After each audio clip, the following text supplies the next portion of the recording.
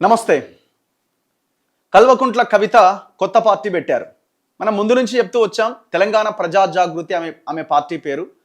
ఎరుపు, పసుపు, నీలం రంగు జెండాతో ఆమె పార్టీ ఆవిష్కరణ చేయబోతున్నారు అని. కానీ ఆల్ ఆఫ్ సడన్గా పార్టీ పేరు కొత్తది వచ్చింది. తెలంగాణ రాష్ట్ర సేన పేరుతో కేసీఆర్ స్థాపించిన టీఆర్ఎస్ అనే పేరు, ఆయన ఆ పార్టీ పేరు మార్చి బీఆర్ఎస్గా మార్చుకున్నాడు. సో టీఆర్ఎస్ అనే పేరు వచ్చేలాగా, టీఆర్ఎస్ ఇంకా బతికే ఉంది అని, ఎందుకంటే తెలంగాణ ఉద్యమము ఆ సమయంలో వచ్చిన పార్టీ కాబట్టి, తెలంగాణ కోసం ఆనాడు కొట్లాడిన దాంట్లో టీఆర్ఎస్ కూడా భాగస్వామిగా ఉంది కాబట్టి, తెలంగాణ అంటే టీఆర్ఎస్ అనేటువంటి ఒక ఆలోచన కార్యకర్తల్లో జనాల్లో ఉన్న ఆ పేరుని కేసీఆర్ పక్కన పెట్టిండు కాబట్టి, సో ఈ పేరుతో ముందుకెళ్తే బాగుంటుందని కవిత భావించి ఉండొచ్చు. కానీ కవిత ముందు నుంచి ఆమె చేసింది, ఎలక్షన్ కమిషన్ దగ్గర అప్లై చేసింది, ఢిల్లీ కోర్టు దాకా వెళ్ళింది తెలంగాణ ప్రజా జాగృతి అన్న పేరు మీదనే. మరి ఆల్ ఆఫ్ సడన్గా ఏం జరిగిందో తెలియదు, తెలంగాణ రాష్ట్ర సేన అనే పేరును ప్రకటించింది, టీఆర్ఎస్ అనే పేరును ప్రకటించింది. మరి ఆ పార్టీ రిజిస్టర్ అయిందా? మరి ముందు అనుకున్న పేరు ఏమైంది? ఆల్ ఆఫ్ సడన్గా ఎందుకు ఈ నిర్ణయం తీసుకుంది? ఏదేమైనా ఒక సంచలన నిర్ణయం కిందనే కనబడుతున్నది. అయితే ఇవాళ నాకు కనిపించిన అంశాల్లో, నేను అబ్జర్వ్ చేసిన దాంట్లో మీరు ఒక అంశాన్ని గమనించండి. కవిత ప్రకటించిన పార్టీ పేరులో, సో ఇది ఆమె పార్టీ జెండా, ఎల్లో వైట్ కలర్లో టీఆర్ఎస్ ఉంది, నీలం కలర్లో తెలంగాణ మ్యాప్ ఉన్నది. ఇక్కడ మీరు చూడండి, తెలంగాణ రాష్ట్ర సేన దాని కింద జెండాలో అసోసియేషన్ అని ఉంది. అసోసియేషన్ అని ఉంది అంటే ఇప్పుడు పార్టీ రిజిస్టర్ అయిందా కాలేదా, కేవలం అప్లై చేశారా? మరి ఎందుకు పార్టీ జెండాలో అసోసియేషన్ అనే లైన్ ఉన్నది? ఇదేమైనా సంఘమా? ప్రకటించింది మాత్రం పార్టీ పేరు, మరి అసోసియేషన్ అనే పేరు ఎందుకు ఉంది అక్కడ? అసోసియేషన్ అని ఎందుకు పెట్టారు? సరే, ఇది ఒక సంఘం లాగా, అంటే ఇది జాగృతి లాగా, ఇది ఒక అసోసియేషన్ లాగా ఎందుకు పెట్టడం జరిగింది?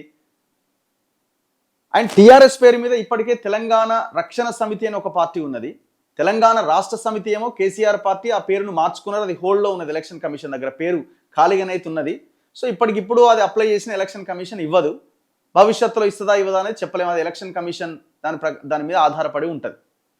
ఆల్రెడీ టీఆర్ఎస్ తెలంగాణ రక్షణ సమితి అని ఒక పార్టీ అయితే ఉన్నది, నరాల సత్యనారాయణ గారు అని ఆయన స్థాపించున్నాడు.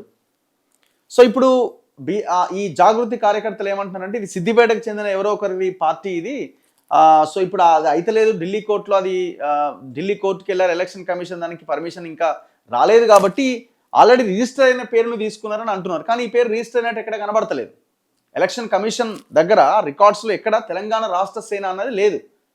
మరి ఆల్ ఆఫ్ సడన్గా ఈ పేరును ఎందుకు తెర మీదకి తీసుకొచ్చారు? ఆ పేరును తీసుకొచ్చిన క్రమంలో ఈ జెండాలో అసోసియేషన్ అనేది ఎందుకున్నది? సో ఇది కొంత ఇంట్రెస్టింగ్, ఆలోచించాల్సినటువంటి అంశాలు. మొత్తానికైతే ఆమె పార్టీ పేరును ప్రకటించింది. ఆమె ముందు నుంచి అన్నట్టు టీఆర్ఎస్ అనే పేరుతో ముందుకెళ్తేనే కేసీఆర్ని, బీఆర్ఎస్ పార్టీని మనం ఓవర్కమ్ చేయగలుగుతాం, సో ఆల్టర్నేట్ కావడానికి అవకాశం ఉంటుందని భావించి ఉండొచ్చు. సో ఆమె తెలంగాణ రాష్ట్ర సేన టీఆర్ఎస్ అనే పేరు ప్రజల్లో బాగా నాని ఉంది కాబట్టి, ప్రజల నోట్లలో, సో ఆ పేరుతో ముందుకెళ్తే ఇంకా మైలేజ్, ఇంకా వర్కౌట్ అవుతుంది, ఇంకా ప్రమోషన్ ఈజీగా జరుగుతుందనే ఒక ఆలోచన అయి ఉండొచ్చు. మొత్తానికైతే ఈ పేరును ప్రకటించింది. ఇప్పుడు ఏ పొజిషన్లో ఉంది ఇది? చాట్ జీపీటీని అడిగిన నేను, మరి ఇది రికార్డ్స్లో ఉందా ఏంటి అంటే, ప్రస్తుతం అందుబాటులో ఉన్న సమాచారం ప్రకారం తెలంగాణ రాష్ట్ర సేన అనే party election commission of India లేదా రాష్ట్ర స్థాయి ఎన్నికల సంఘాల దగ్గర అధికారికంగా రిజిస్టర్ అయ్యింది అని స్పష్టమైన రికార్డు మాత్రం కనిపించట్లే. ముఖ్యంగా తెలంగాణలో కొత్త పార్టీలు రిజిస్టర్ చేయాలంటే తెలంగాణ స్టేట్ ఎలక్షన్ కమిషన్ లేదా ఈసీఐ దగ్గర నమోదు కావాలి. ఇటీవల కొన్ని పార్టీలు రిజిస్టర్ అయ్యాయి, కానీ తెలంగాణ రాష్ట్ర సేన అనే పేరు మాత్రం అధికారిక జాబితాల్లో కనిపించట్లే. ఎన్నికల సంఘం వెబ్సైట్లో కూడా ప్రస్తుతం నోటీసులు లేదా రిజిస్ట్రేషన్ ప్రకటనల్లో ఈ పేరుతో ఏ పార్టీ లేదు. అయితే ఈ పార్టీ ఇంకా రిజిస్ట్రేషన్కు అప్లై చేసి ఉండొచ్చు, లేదా ఇంకా అధికారికంగా నమోదు కాలే. మీరు కావాలంటే ఈ పార్టీ ఎవరు స్థాపించారు, ఇది బీఆర్ఎస్ టీఆర్ఎస్కు సంబంధించిందా? కవిత ఇవాళ ప్రకటించారు కదా, చూద్దాం ఏం ఆన్సర్స్ ఇస్తుందో. అవును, కల్వకుంట్ల కవిత ఇటీవల తెలంగాణ రాష్ట్ర సేన పేరుతో కొత్త రాజకీయ పార్టీని ప్రకటించినట్టు వార్తలు వచ్చాయి. పార్టీని ప్రకటించడం ఒక స్టెప్ మాత్రమే, కానీ అది ఎలక్షన్ కమిషన్ ఆఫ్ ఇండియా దగ్గర రిజిస్టర్ కావాలి. రిజిస్ట్రేషన్ పూర్తయ్యాకే అది అధికారిక పార్టీగా గుర్తింపు వస్తుంది.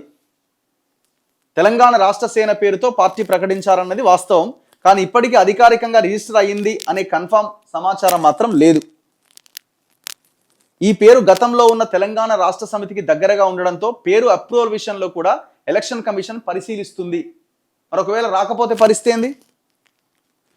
సింపుల్గా చెప్పాలంటే కవిత పార్టీ పేరు ప్రకటించారు కానీ ఇంకా అధికారిక రిజిస్ట్రేషన్ పూర్తి కాలే.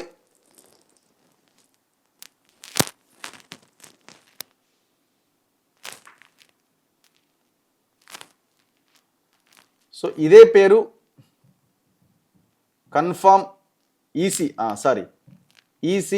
కన్ఫర్మ్ చేసే అవకాశాలు ఉన్నాయా?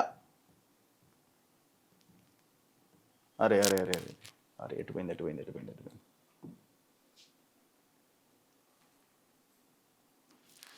ఈసీ కన్ఫర్మ్ చేసే ఛాన్స్ ఉందా?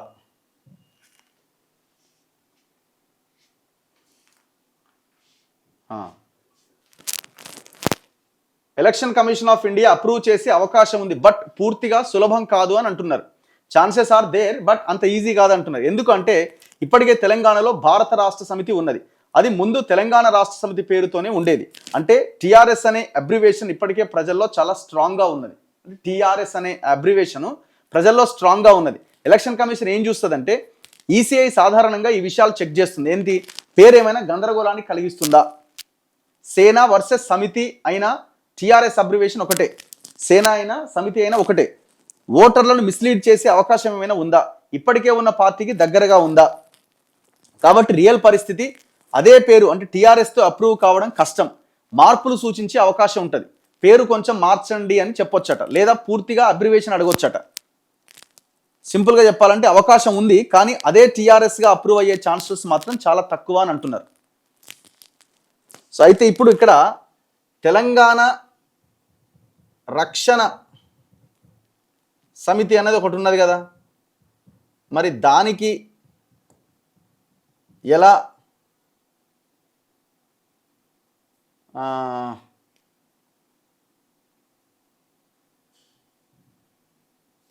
అప్రూవ్ చేశారు? అదొక పార్టీ ఉంది, నరాల సత్యనారాయణ గారి పేరు మీద ఒక పార్టీ ఉంది. ఎందుకంటే అది కూడా మరి టీఆర్ఎస్ అనే అబ్రివేషనే కదా. ఇంకా అప్పుడు అది టీఆర్ఎస్ ఉన్నప్పుడు వచ్చింది. తెలంగాణ రక్షణ సమితి అనే పేరు ఎలా అప్రూవ్ అయింది అంటే ఇక్కడ చిన్న ముఖ్యమైన తేడా ఉందట. ఏంటంటే ఫుల్ నేమ్ మాత్రమే కాదు, అబ్రివేషన్ షార్ట్ ఫామ్ కూడా చాలా ముఖ్యం. తెలంగాణ రక్షణ సమితి టిఆర్ఎస్ ఇది చాలా popular strong identity. Short form కూడా టిఆర్ఎస్ అవుతుంది, కానీ అది పెద్దగా ప్రజల్లో ఇప్పటికే బ్రాండ్గా లేదట. ఇది చెప్పేది ఎట్లా ఉన్నది, రాష్ట్ర వర్సెస్ రక్షణ పదాలు పూర్తిగా వేరువేరట. సాధారణ ఓటర్కి పేరు చూస్తే తేడా అర్థమవుతుంది, కానీ అబ్రివేషన్ మాత్రం సేమ్ కదా. తెలంగాణ రాష్ట్ర సమితి పేరు ఇప్పటికే బీఆర్ఎస్గా మారిపోయింది. కొత్త పేరు రక్షణ సమితి డైరెక్ట్ కాపీ కాదు. కంప్లైంట్ ఉందా? పెద్ద పార్టీలు అబ్జెక్షన్ పెడితే ఈసీ కఠినంగా చూస్తుంది. అబ్జెక్షన్ లేకపోతే అప్రూవ్ చేసే అవకాశం ఎక్కువగా ఉంటుంది.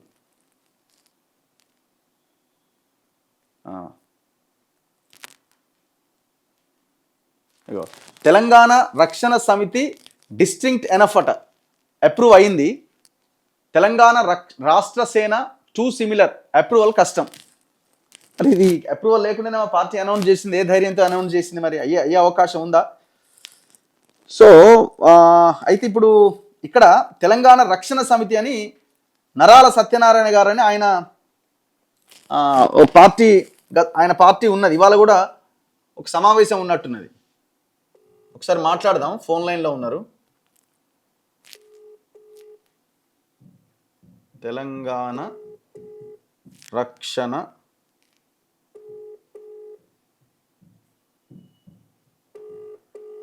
సమితి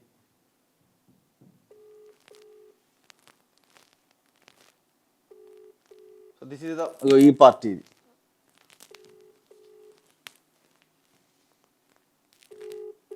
సో ఈయనది పార్టీ, ఇది founder and president of Telangana రక్షణ సమితి టిఆర్ఎస్ అనేది ఇది ఒక పార్టీ ఉన్నది.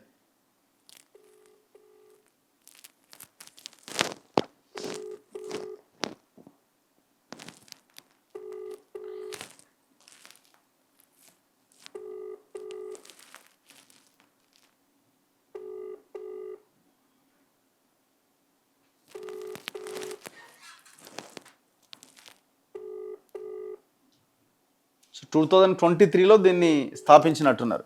మరి టీఆర్ఎస్ అనే అబ్రివేషన్తో అవకాశం ఇచ్చినారు కదా. ఫోన్ కలవట్లే. సరే, ఇంతకుముందు దీనికి కాల్ చేసినప్పుడు ఏమంటున్నారంటే మేము ఆల్రెడీ ఎలక్షన్ కమిషన్ కంప్లైంట్ చేయబోతున్నాం అంటున్నారు.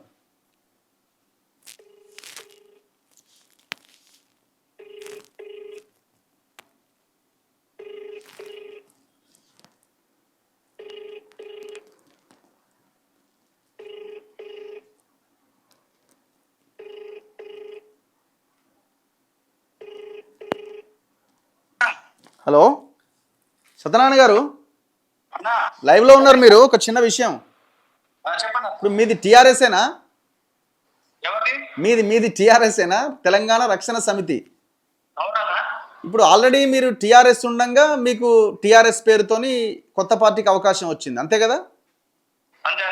మరి ఇప్పుడు మరి టీఆర్ఎస్ పాత టీఆర్ఎస్ అయిపోయింది, మరి మీ టీఆర్ఎస్ ఉన్నది. ఇప్పుడు కొత్త టీఆర్ఎస్ వచ్చింది, కవిత టీఆర్ఎస్, తెలంగాణ రాష్ట్ర సేన. ఇప్పుడు అది కూడా అప్రూవల్ వచ్చే అవకాశం ఉంటుందా? మరి మీకు తెలుసు కాబట్టి అడుగుతున్నా. ఎందుకు లేదు? మరి మీకు వచ్చినప్పుడు వాళ్ళకి ఎందుకు రాదు? మనకి అప్పుడు నేను అప్లై చేస్తే డైరెక్ట్ ఎన్నికల కమిషనర్ ని కలిస్తే కాబట్టి మీకు తెలంగాణ రక్షణ సమితి డెమోక్రాటిక్ ఇస్తామని చెప్పారు. మంది టీఆర్ఎస్ డి అని ఇచ్చారు. సుప్రీంకోర్టులో గెలిచినాం కదన్నా. ఓహో, టీఆర్ఎస్ మీది టీఆర్ఎస్ డీనా? తెలంగాణ రక్షణ సమితి డెమోక్రాటిక్. టీఆర్ఎస్ డి అంటే టీఆర్ఎస్ అనేది ఈయన అన్నాడు. అప్పుడు టీఆర్ఎస్ ఇవ్వనన్నారా? ఓకే, ఇవ్వనన్నారు. డైరెక్ట్ కలిస్తేనే అప్పుడు మన మీద కేసీఆర్ వీళ్ళు హరీష్ రావు వీళ్ళందరూ హైకోర్టులో వేస్తే నేను గెలిచిన. అప్పుడు ఎలక్షన్ కమిషన్ ఏం చేసిందంటే టీఆర్ఎస్ అనే పదం మార్చడాయన, టీఆర్ఎస్ తర్వాత ఎవరు పెట్టుకున్నా ఏదన్నా అబ్రివేషన్ పెట్టుకోవాల్సిందని చెప్పారు. అప్పుడు మనము టీఆర్ఎస్ డి అని పెట్టినాం. అంటే అప్పటికి టీఆర్ఎస్ ఉందా? తీసేసిన తర్వాతనా? తీసేసిన తర్వాత మన దగ్గర ఫస్ట్ ఇంటర్వ్యూ జరిగింది కదన్న ఆ రోజున.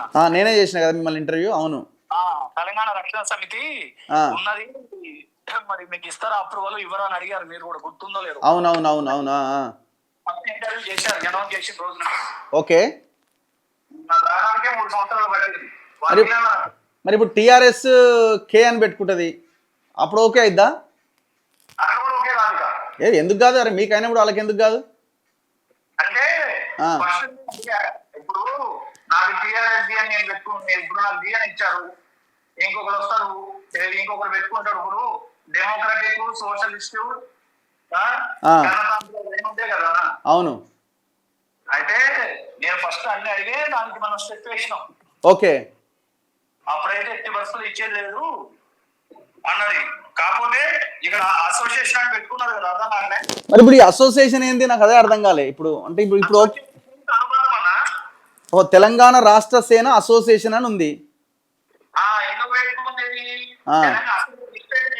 తెలంగాణ ప్రజా జాగృతి, తెలంగాణ ప్రజా జాగృతికి అసోసియేషన్ పెట్టుకున్నట్టు నాకు అర్థమవుతుంది. ఓకే, టిఆర్ఎస్ ఏనా ఇది? మీది డి అయితే ఏమన్నా? టిఆర్ఎస్ ఏ అన్నా ఎట్లా?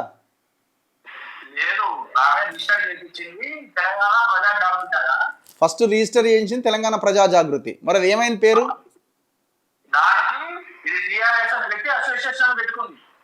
ఓకే,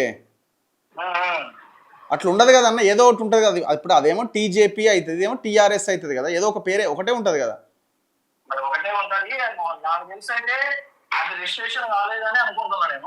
అది అప్లై చేసిండ్రని అంటున్నారు. మరి కొంతమంది ఏమో వేరే పార్టీ ఆల్రెడీ సిద్దిపేటలో ఉందంటారు. కానీ ఉంటే ఎలక్షన్ కమిషన్ దాంట్లో కనబడాలి కదా.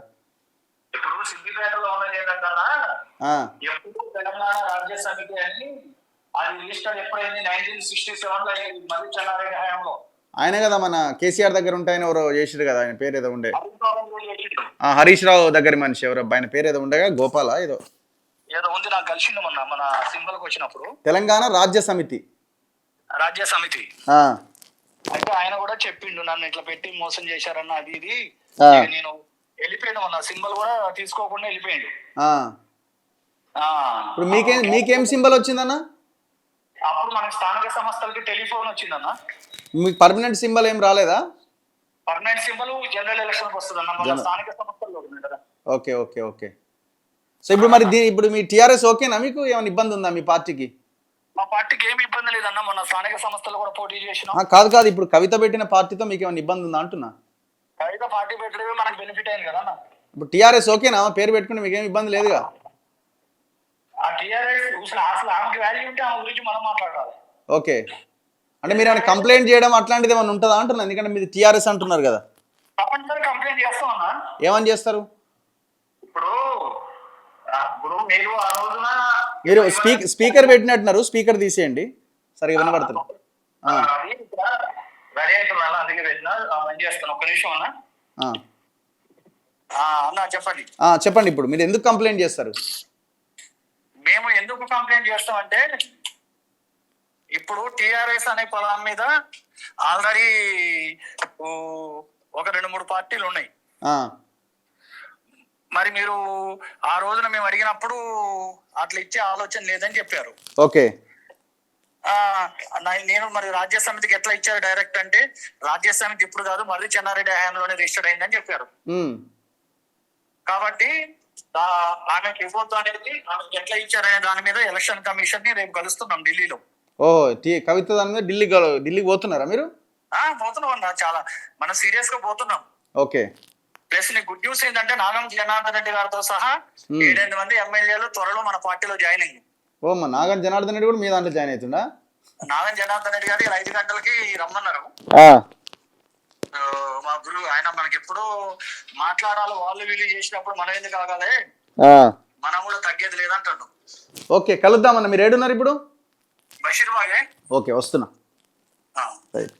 సో ఇప్పుడు తెలంగాణ రాష్ట్ర సమితి అనేది ఇవ్వకపోతే ఆయన డి అని యాడ్ చేసుకున్నట్టు అప్పుడే, ఏది పార్టీ అయిపోయిన తర్వాత టీఆర్ఎస్ బీఆర్ఎస్గా మారినప్పుడే ఆయన అప్లై చేసుకుంటే ఆయనకు రాకపోతే డి అని యాడ్ చేసుకుంటారు. టీఆర్ఎస్ డి అని అంటే డెమోక్రటిక్ అని.